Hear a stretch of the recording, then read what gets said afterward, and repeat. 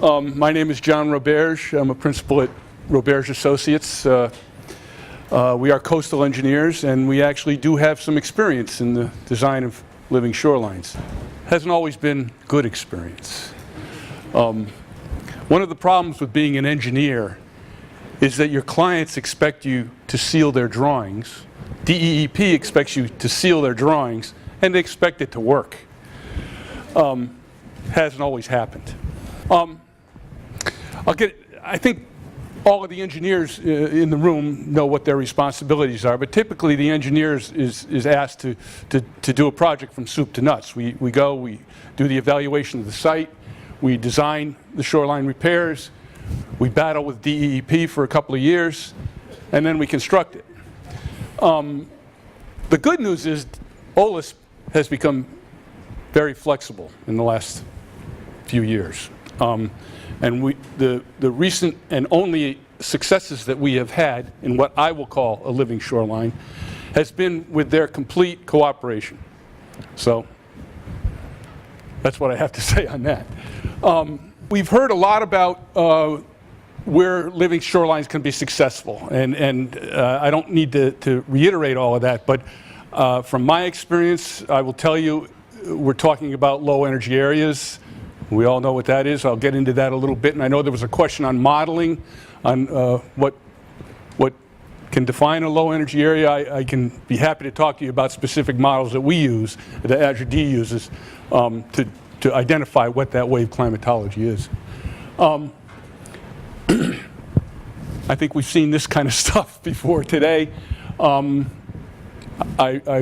reiterate Azure D's point that we are engineers. We're pretty good with water. We're darn good with waves. We're okay with sand and slopes, but we're not too good with plants. So we do rely on the science community to help us there. And I think we've got a pretty good handle on what works and what doesn't work. There is a lot of experience, thank God, with living shorelines. It hasn't been in our region. We have relied and still rely on the experience in primarily the Chesapeake Bay. There is a lot of design related data that we use and exploit available from these sources and others. As an alumnus of the Army Corps of Engineers, I'm very pleased to see them historically have taken the lead with developing the design criteria. Someone mentioned earlier this morning the American Society of Civil Engineers is joining the fray, and we'll see some pretty good products coming out of them. Up to now, it's been us. I see a lot of my friends in the audience from different firms, DACO, Fuss & O'Neill, Ocean and Coastal, GEI, Roberge Associates. We're the guys who have been sealing these drawings and trying to make these things work. And we'll talk about a couple of successes and non-successes. Here, what you're going to hear from me is we haven't worked anywhere where a strictly non-structural component will work. And we've worked in some pretty low energy areas, and we'll see some photographs of that in a bit. This is a site, a lagoon system off of Southport, Connecticut. Very large recreational private owner on the east side of Southport Harbor, otherwise known as the Country Club of Fairfield, has a tidal lagoon that has suffered shoreline erosion for probably the last 20 years. There's been at least 2 initiatives to try and do stabilization of their shoreline, two of which we've been involved with, and one of which has been successful. This site, Azure D mentioned it, but if you walk away from my brief talk today with any thought, I cannot overemphasize the effect of ice. And if we're looking for some recommendations on redefining what a living shoreline is or what it can do, I would strongly, and I'd like to participate in developing some thoughts on ice issues. This is an undercut embankment protecting an access roadway, undercut by ice. It's a tidally controlled lagoon, probably a tidal range of about 18 inches. very small, but there is a tide gate on this system. But it is iced over. Today it's iced over. It's been iced over for 2 weeks. Even with that 1.5 foot tidal range, you see ice sheet fluctuating. You see the ice running up on the shoreline, and you see it just ripping the plantings right out of the toe of the structure. Our initial foray with OLISP was to ask for a revetment, which that didn't work. We didn't think it would, but we came out with this hybrid solution, a pure shoreline, living shoreline in my perspective. The client was very interested in enhancing the potential of enhancing the wetland fringe. We were very concerned about stabilizing the toe of the embankment. We actually sent that out to bid. The cost, as you see here, came back from 3 different bidders at about $600 a linear foot. I had to peel the manager of the club off the floor. They just couldn't do it. They couldn't afford it.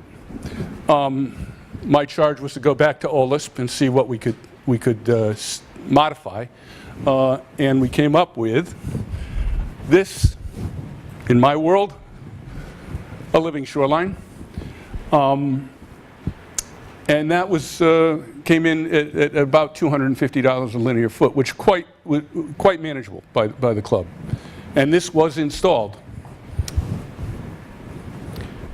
You see the work under construction. That's that shoreline section. I forgot to mention, the slope was initially undercut, but the actual failure resulted by overwash of the entire site during Sandy. So that slope failure was initiated by the ice erosion, but ultimately it was a catastrophic failure during the storm. This doing pretty good, I think. Unfortunately, it's only seen 1 season. To reflect Azure D's point, we are monitoring this on probably a monthly basis, and we will continue to do so on behalf of the country club. And I'm comfortable that we'll see some success. To that end, I'd like to claim we have a private client who's put in a living shoreline in Connecticut, and hopefully next year I can report to you all that it's still working. So. To reflect our ice theme, I asked my friend Keith Nielsen from DACO if he had recent experience on similar projects. This is a site on the Connecticut River, in the Connecticut River estuarine reach in Saybrook. A private residence. We were there this morning at 6:30 in the morning or 7 o'clock this morning, and there is ice extended up onto this beach fringe and impacting the gabion structure that's protecting the toe. Keith could probably better tell you the history of this, but these gabions were not received well by DEP initially. The negotiations ultimately, Keith was able to convince OLISP that the toe of this stabilized slope was in jeopardy from ice. And through Keith's persuasive measures, he did get this approved, and it is built. And we were there this morning, and it's dormant, but looking pretty darn good. So I think we have a couple of good examples where these things can work. They are, from a wave perspective, relatively low energy, but from an ice perspective, it's a very dynamic area. I think we would be remiss to not include the concern of ice and the impacts of ice. Sir? What's the life expectancy of the gabion? Ha! Salt water. Salt water, actually, when I was with the Corps of Engineers, we actually did a study on that, and it can range if it's a galvanized wire basket, and the galvanization is nicked or damaged during construction, could last 2 years. If the coating and some of the, you have the I didn't want to get off on this. No, the scientists here could care less about this, but if you have the rubberized coating on some of these gabions, if that's intact, they could last 15 years. We've seen them at some of our project sites last 20 years, but they get pretty sad. So that's my gabion talk. Sir? Just as an add-on to that, tents now producing a plastic gabion. Good point. Well, I've never used them, but I think we may see some success, some added life from these plastic systems.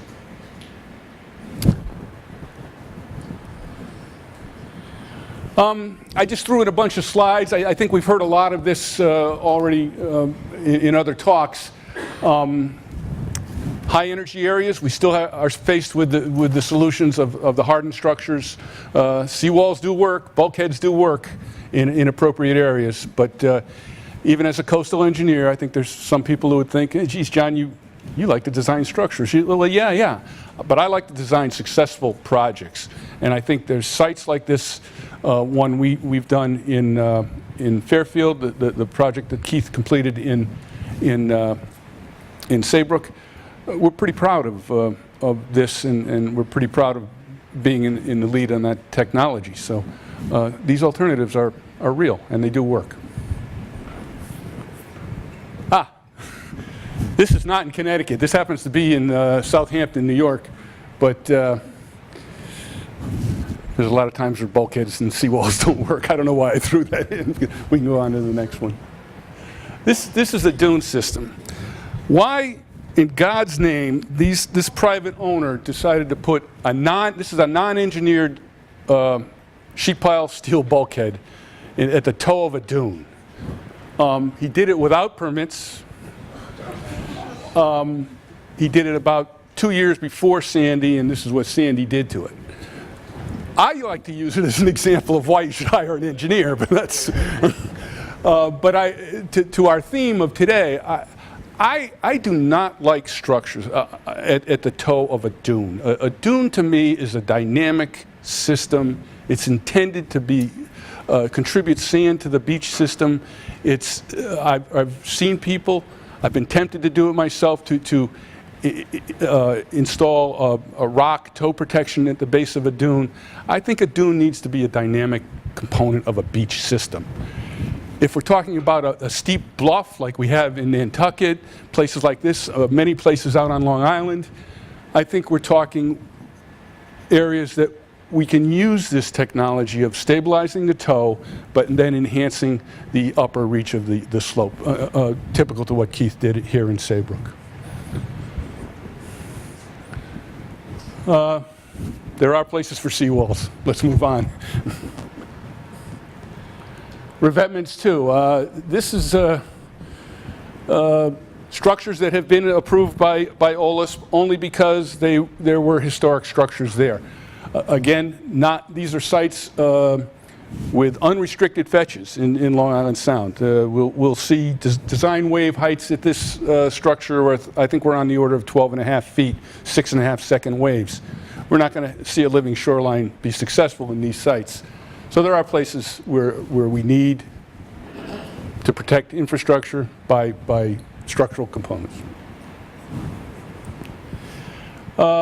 This is a dune restoration project where we are in the throes of ripping out the steel sheet pile bulkhead at the foreshore slope of the dune.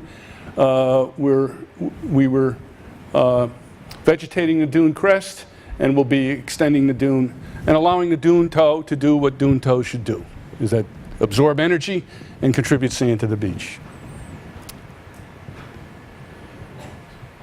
This is an example actually in Fenwick, where we built renourished a dune system,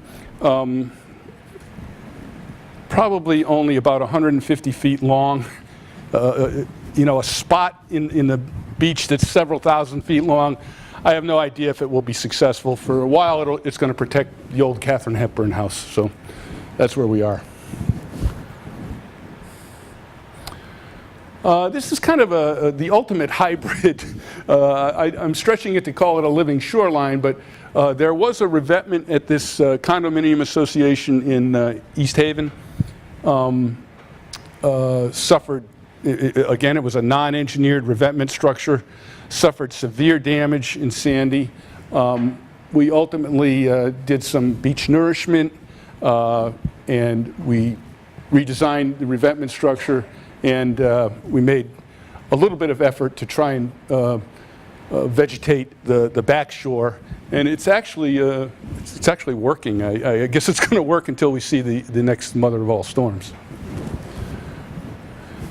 So that's a brief overview, but let me just stress, and I think I've probably overstressed it, but the effects of ice have led to failures in my career of slopes that I've tried to stabilize, and where we've been able to manage that ice, we've had successes. So I think we want to really consider the effects of ice in Connecticut. So, thank you.